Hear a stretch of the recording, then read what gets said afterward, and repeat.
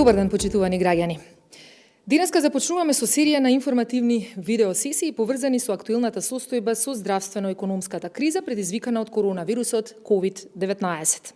Во денешната видеосесија COVID-19 прашања и одговори. Говориме за новите рестрикции на движењето за граѓаните на ниво на целата територија. Секој работен ден од понеделник до петок од 16 часот до 5 часот наредниот ден. За време на викендот се забранува движењето за сите граѓани од петок во 16 часот до 5 часот во понеделник на целата територија на државата. Дополнително, за лицата над 67 годишна возраст се забранува движењето во текот на сите работни денови од понеделник до петок, освен во периодот од 10 часот до 12 часот. За младите лица до 18 години се забранува движењето во текот на сите работни денови од понеделник до петок, освен во периодот од 13 часот до 15 часот. Според одлуката, се забранува движењето на граѓаните на јавни места и јавни површини, во групи поголеми од 2 лица, при што дозволено е родител да биде во поголема група со своите деца до 14 години. Новите ограничувања за сите граѓани во земјата стапуваат на сила денеска, среда, 8 април, во 16 часот.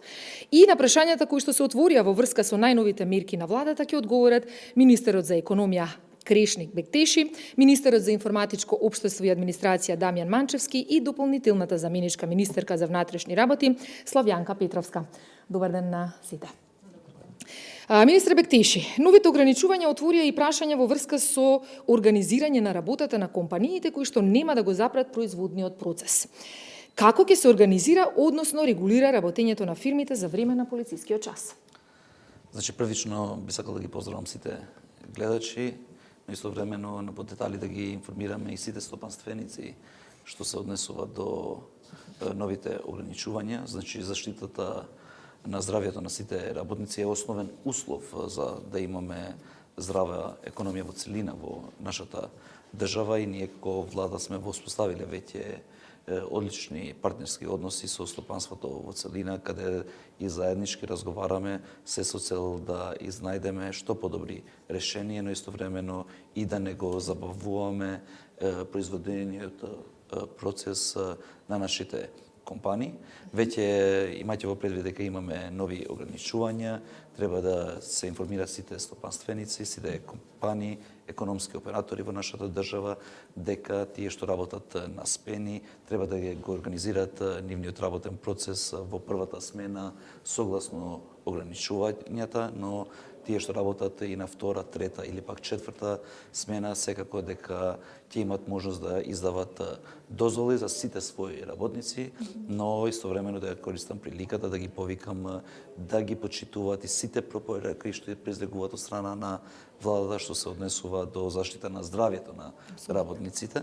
Значи, сите компании кои работат на втора, трета и четврта смена, нивните собствениците на компаниите или управителите на компаниите може да им издават дозволи без првично да бидат заверени или потврдени од страна на Министерството за внатрешни работи. Секако дека тие ќе бидат во увид на МВР, ќе имат право да ги контролират, но не треба да бидат заверени, а тоа секако дека ќе им помогне и на економските оператори, но и современо и на сите работници да ги завршат своите работи, а со тоа секако дека и државата да има континуитет и во креирањето на продукти кои се повеќе од потребни во вакво време. Јас можам слободно да кажам дека моментално стоиме одлично што се однесува до снабдувањето со основните производи во нашата држава, нема основ за никаква паника, све е моментално под контрола и секако дека овие мерки ќе се однесуваат, но истовремено треба да бидат почитувани од сите работодавачи, што се однесува до заштита на здравјето, но истовремено и на начинот како тие треба да одат во работа, но истовремено и да се враќат од работа. Значи, тие што работат на втора, трета и четврта смена, дозволите ќе им важат само за да одат на работа и да се враќат од работа во нивните домови. Министерството за информатичко општество и државна администрација е главна адреса за барање на дозволи за движење за време на полицискиот час. Министре Манчевски, ве молам да објасните за кои категории на граѓани дава дозвола Министерството и воедно што е со вработените во приватните фирми. Дали МИО дава дозвола за нив? Па, колегата Бектеше токму сега се осврна на ова прашање. Во основа постојат различни категории и на приватни компании за кои што дел ни издаваме дозволи, но во поголем дел сепак, како што веќе кажа министерот за економија, самите компании, самите работодавачи издаваат дозволи на своите вработени. Ова е дозвола која што е многу важно да се знае дека може да се користи само за движење од домот до работното место и назад. Во основа, доколку лицето кое што поседува ваков тип на дозвола е проверено од страна на полицијата, представниците на Министерството на внатрешни работи и се наоѓа надвор од релацијата на патот од дома до работното место, ќе имаат сериозен проблем. И затоа апсолутно апелираме дека сите се однесуваат одговорно и да ги користат дозволите само за одење до работа и назад. Дозволите кои што ги издаваме ние како министерство се дозволи за неограничено движење и тие се однесуваат претежно на представници на институциите кои што имаат потреба да се движат во време на кога важи забраната за движење, за репортери, односно вработени во медиуми кои што имаат потреба од теренска работа, што е втората категорија на дозволи што ги издаваме, за вработени во мали пекари или бурекджилници, да ги крстиме, односно ова се производствени погони за храна со помалку од 5 вработени. На почетокот на кризата се појави потребата и затоа ги издаваме и дозволите за вработените во погребалните предпријатија, затоа што има потреба во секој време на денот за нивните услуги. По информација од Министерството за земјоделие добиваме списоци за категорија на земјоделци кои што имаат потреба да работат на нивните ниви или некаде каде што се ангажирани за време на ограничувањата за движење, но овие информации доаѓаат преку Министерството за земјоделство, односно нивните подрачни единици. Точно ги знаеме кои се овие луѓе и за овие луѓе издаваме ние дозволи за движење. Како и последната категорија за која што денеска се одлучи на кризниот штаб и владата одлучи да ги издаваме овие дозволи, тоа се одгледувачите на кучиња, на животни, кои што ќе ги добиеме овие информации преку Сојузот на кинолози, Кинолошкиот сојуз. Значи ова се работи за регистрирани одгледувачи на домашни меленици и овие дозволи ќе ги издаваме затоа што имаат потреба за секојдневно давање на храна на животните кои што ги чуваат, а не се во нивното место на живење. Така. За другите типови на дозволи, рековме веќе надлежни се самите работодавачи да ги издаваат, но како што се појавува потребата, ние дневно ги менаџираме состојбите и ги адресираме за да буквално не оставиме ниту една категорија на граѓани без потреба да не може да се движат и да бидат во состојба да ги извршуваат сепак своите пред се работни задачи. Ова се дозволи кои што се даваат само за извршување на работни задачи. Да не заборавам, издаваме дозволи и за физички лица кои што се грижат за други лица кои што имаат потреба за нега од друго лице. Значи се работи за луѓе кои што не можат самите да се грижат за себе од здравствени причини, се наоѓаат во своите домови и е потребно да некое друго лице се грижи за нив и овој тип на дозволи ги издаваме ние. Ви благодарам. Заменик министерке Петровска, од мерките на владата исклучок од забрана за движење се земјоделците, доколку се движат во атарот на селото. Но што значи тоа конкретно и што ако се движат, односно ако нивата е подалеку, да речеме 5-10 километри?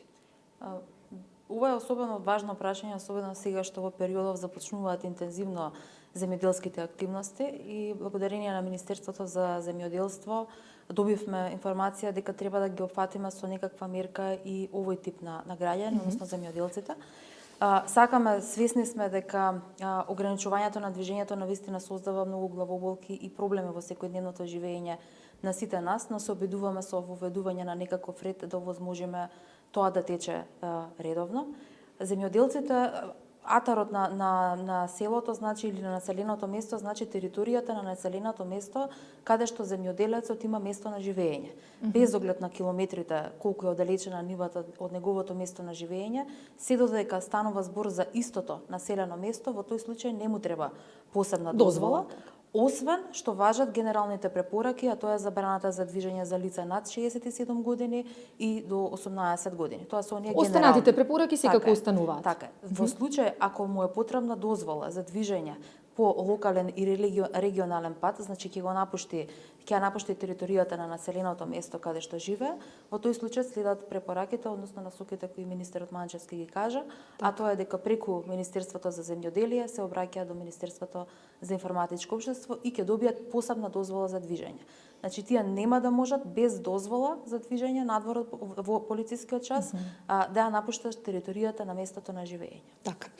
Овие дозволи за движење и на земјоделци ги дава, како што веќе напоминавте, и Министерството за информатичко општество и државна администрација. Господина Манчевски, ве молам да ја објасните подетално процедурата. Како се вади една таква дозвола?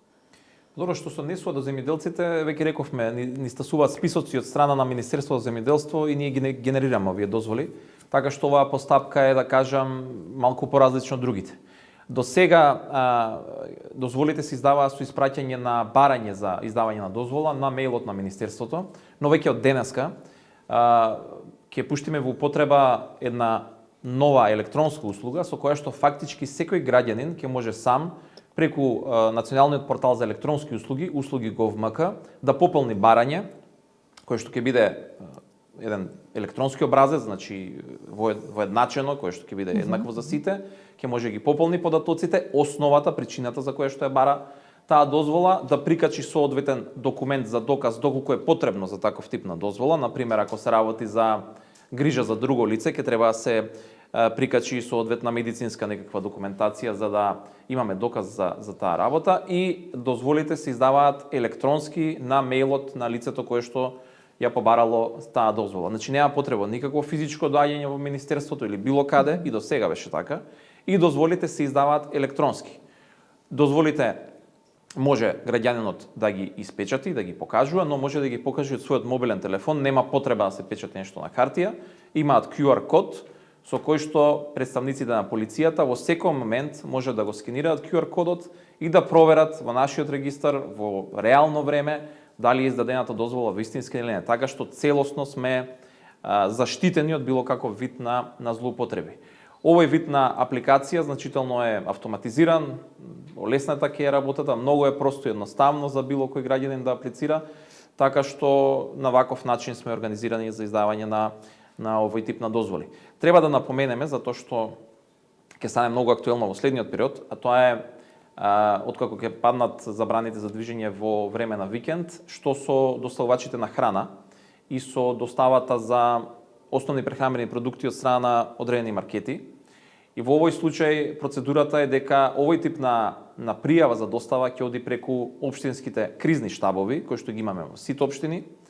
Во владата постои координативно тело кое што координира работата на општинските кризни штабови, и објавени се контакти од сите општински кризни штабови, каде што сите оние кои што сакаат да вршат достава на храна, ресторани, маркети и разен друг вид на угостителски објекти, ќе може да се пријават и истото да го спроведуваат и во текот на викендот, но и во останатите денови.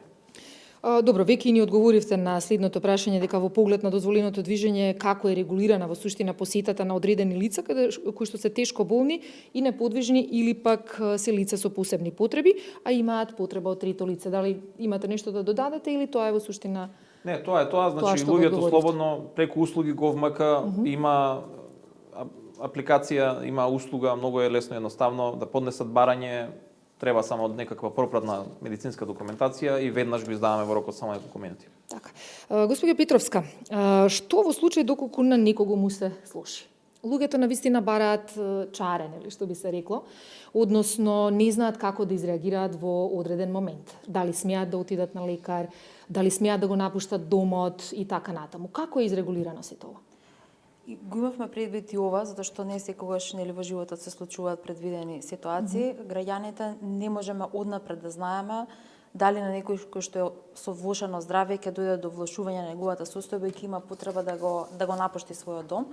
Во тој случај, бидејќи времето навистина е драгоцено, граѓаните немаат потреба ниту да се јавуваат на бројот 192, ниту да бараат дополнителна дозвола, ова што во претходните случаи го наведовме, туку тие е доволно да се упатат до најблиската болница и доколку бидат сопрани од една од патролите кои редовно ги има на територијата на целата држава, доволно е само да кажат дека од здравствени причини се упатуваат до одредена локација и точно да кажат во која болница се упатуваат. Тие ќе бидат евидентирани, но ќе бидат пропуштени, значи не треба да стравуваат дека ќе бидат запрани, но дополнително полицијата врши контрола, односно преку својот систем врши контрола дали навистина лицето се упатило на таа адреса. Доколку се потврди дека лицето е таму и дека се наоѓа во здравствена установа, апсолутно нема да има никакви репрекусии ниту за негово враќање дома, но доколку се утврди дека се злоупотребила, тогаш ќе следат соодветни санкции. Постојат угостителски објекти и ресторани за испорака кои што работат во времето за забраната. Дали им останува дозволата за работа или пак се забранува и нивната работа, господине Бектиши? Да, значи сите ресторани што испрачуваат храна ќе може да работат и во полицискиот част, како што информиравме и претhodно, тие ќе ги користат истите дозволи што ќе ги издават одговорните лица во компанијата и така ќе можат да ги послужат сите заинтересирани граѓани. Така. Истото важи и за градежните фирми и големи корпорацијски системи. Како ќе се организираат во однос на работата? Веќе првично одговарав на кратко, значи што се однесува до големите корпорации, многу е важно да се има во предвид дека тие треба сами да го организираат нивниот работни процес во тоа што треба да ги почитуваат сите препораки што се дадени од страна на владата, посебно од Министерството за здравство, за да има растојание од 1,5 метар до 2 метри за секој работник внатре, истовремено да ги користат и сите средства за дезинфекција на работниците, заштитни маски, ракавици и слично, се со цел да бидат обезбедени сите работници што се однесува до нивното здравје и намалување на проширувањето на овој вирус, ако случајно некој е позитивен и во тие корпорации, значи работниците што се внатре, кај нешто работи. Дали за време на забраната за движење ќе работи било каков јавен превоз или пак таксисти? Ова особено е важно за медицинскиот персонал што работи во смени, но нема собствен превоз. Можете и двајцата да одговорите. Добро, прво, уште од самиот почеток на ограничувањата за движење, преку градот Скопје организирани се дежурни такси возила, кои што можат да ги превесуваат граѓаните од нивниот дом до одредена здравствена установа доколку имаат потреба, и оние граѓани кои што поседуваат дозвола за движење.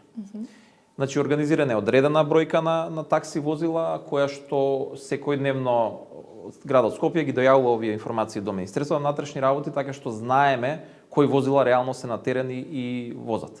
Граѓаните може да се јават на редовните броеви за такси возила и тоа е нешто што се уште функционира. Особено се јави потребата за дополнителни механизми за да овозможиме превоз на вработените во здравствените установи, во клиничкиот центар, кои што не можат самите да се организираат превоз, особено во овие часови сега зголемени за ограничување на движењето. И затоа повторно во соработка со градот Скопје организира превоз од нивна страна со возила на јавното сообраќајно претпријатие, едно и друг вид на возила, кои што ќе бидат за потребите на вработените во здравствените установи, ќе биде објавена точната рута, маршрута по која што ќе се движат овие возила и ќе можат да ги користат токму вработените кои што поседуваат дозвола за движење и особено оние кои што се вработени во здравствените установи, така ќе бидат и организирани турите да завршуваат пред и во здравствените установи, а ќе бидат доволно разгранети на територијата на сите градови, не само во градот Скопје, ќе организираме и на други места, да можат да ги максимално што можат покријат сите делови од градот и да ги донесат овие вработени до своите работни места. Добро. Тоа е тоа по суштина. Сега оние пак луѓе кои што одат на работа во ист автомобил или пак се повеќе од 20-тројца во канцеларија или на терен. Што во такви ситуации? Во такви случаи задолжително мора да користат заштитна опрема, тоест маска, заштитна маска и ракавици. Доколку има потреба да се возат во ист автомобил, имаме ограничување. Не смеат да се возат повеќе од 3 патници, вклучително и возачот, значи возач плюс 2, и истото важи за нив дека мора да носат на себе задолжителна заштитна опрема, маска и ракавици. Доколку од причина треба да излезат теренски некаде на терен на интервенција, во тој случај покрај оваа заштитна опрема тие задолжително мора да имаат и соодветна дозвола која им е издадена од страна на работодавецот, како што ги истакнавме и претходно. Значи без дозволата и без заштитната опрема не смеат да излегуваат никаде. Така. Господине Бектиши, во деновите кога ќе биде ограничено движењето, слушнавме дека ќе има можност за достава на прехранбени продукти и стока. Кој ќе го контролира пак од друга страна евентуалното зголемување на цените? Кој што знаеме дека може да се злоупотреби? Секако дека може, има несовесни и манипуланти што може да го користат ова ситуација. Ние како влада нема да направиме никакви компромиси како што не сме ни направиле досега. Откако е прогласена вонредната состојба, како што се информирани сите граѓани, ние веднаш донесовме одлука за замрзнување на цените на одредени производи, посебно на основните производи. Цените ги вративме на 11 март со денот кога е прогласена и пандемија од страна на Светската здравствена организација и во дневна база и ги следиме. Значи секојдневно државниот пазарен инспекторат ги следи во соработка тесна со МИОА и со министерот Манчевски. Веќе го објавивме и бесплатниот број каде што сите граѓани можат да се јават, значи во бројот 191 да пријавуваат секакви приметување дека се зголемени цените, било тоа во продавниците, било тоа на тие што ќе имаат право да достават храна до нивните домови, но истовремено да ја користам и приликата тука да ги повикам сите трговци, било тоа мали или големи трговци, да не ја искористат ситуацијата за профит. Не е време за профити во вакви ситуации, е време за солидарност, каде сите заеднички треба да се бориме против овој вирус. Значи, приоритет над приоритетите е здравјето. Ние како влада, како Министерство за економија, ги следиме сите случувања во нашата држава што се однесува до економијата. Моментално немаме приметено големи зголемување на увозни фактури за производите кои се увезуваат во Северна Македонија. Заедно со Царинската управа ги следиме. Ако во случај се зголемуваат, и ќе постапиме во дневна база што се однесува, ако е потребно да замрзуваме и други производи кои не влегуваат во основните производи, како што направивме и со јужното овошје, и согласно информациите што ги добивам, веќе се вратат цените што беа зголемени. Значи, да пријавуваат што повеќе во 191, пазарните инспектори се во терен, речиси 24 сати и веднаш ќе се реагира, да, соодветно. Ви благодарам на сите за одвоеното време и се разбира за исцрпните одговори. Се надевам дека бевме доволно јасни на граѓаните. Се гледаме повторно. На вас, драги гледачи, ви најавувам повторна средба на друга тема со одговорни и компетентни личности кои што ќе одговорат на истата. Ќе бидете известени, се разбира. До тогаш останете во добро здравје, чувајте се и се разбира препораките да ги едноставно почитувате. Поздрав!